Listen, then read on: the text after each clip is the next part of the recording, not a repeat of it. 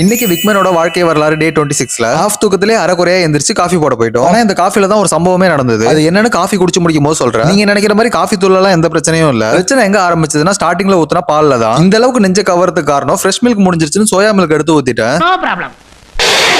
ஆமாங்க, இந்த அளவுக்கு தான் கொடூரமா இருந்தது டேஸ்ட். சரின்னு வழக்கம் போல நம்ம போர் தொழிலுக்கு ரெடி ஆகி கிளம்பிட்டேன். வழக்கம் போல நம்மளோட போர் தொழில் முடிஞ்சு வரும்போது வீட்டுக்கு தேவையான ஜாமான் வாங்கிட்டு வந்துட்டேன். அப்படி என்னன்னு கேட்டீங்கன்னா தோசமாவும் பாலும் தான். ஆமாங்க, சோயா மில்க் வேணாம் தான் ஃப்ரெஷ் மில்க் வாங்கிட்டேன். இந்த ஷாட்ல நான் கொஞ்சம் அழகா இருக்க மாதிரி இருந்துச்சு, அதான் 2 கிளிப்பையும் எடிட் பண்ணாம வச்சுட்டேன். வழக்கம் போல வீட்டுக்கு வந்துட்டு நம்மளோட செடி நண்பர்கள்லாம் தண்ணி பிடிச்சிட்டு வாங்கிட்டு வந்த தோசமாவையும் பாலையும் தனித்தனி கண்டெய்னர்ல ஊத்த ரெடி பண்ணிட்டேன். லைட்டா சிந்திருச்சு, அவ்வளவுதான். அப்புறம் பின்னாடி உள்ள செடி நண்பருக்கு தண்ணி பிடிச்சிட்டு மிக கஷ்டமான தோசை ஊத்துற வேலையை செய்ய வந்துட்டேன். அதுக்கு தான் மாவுல உப்பும் தண்ணியும் சேர்த்து மிக்ஸ் பண்ண ஆரம்பிச்சிட்டேன். நமக்கு பிளைனா தோசை சாப்பிட பிடிக்காது, சோ எக் ஆனியன் எல்லாத்தையும் ரெடி பண்ணி எடுத்துட்டேன். நம்ம சாப் பண்ண கேரட் கேபேஜ் ஆனியன்ல ஒரு 4 ஹோல் எக்க போட்டு மிக்ஸ் பண்ணிட்டோம். இப்போ தோசைகள்ல லைட்டா எண்ணெயை ஊத்தி அதுக்குனே உள்ள துணியை வச்சு தொடச்சிட்டு சின்ன ரவுண்டாவும் இல்லாம பெரிய ரவுண்டாவும் இல்லாம ஒரு அளவா ஊத்தி எடுத்து வச்சு அங்கேயே நின்று சாப்பிட ஆரம்பிச்சிட்டேன். டேஸ்ட் எல்லாம் எப்படி இருக்குன்னு கேட்காதீங்க, டான்ஸ் ஆடிட்டு அடுத்த தோசையை ஊத்த ஆரம்பிச்சிட்டேன். அப்படியே கொஞ்ச நேரம் நம்மளோட எடிட்டிங் வேலையும் முடிச்சுட்டு இன்னைக்கு டேவே முடிச்சிட்டேன். நாளைக்கு பார்க்கலாங்க. வரண்டா சின்னசாமி. சரிடா.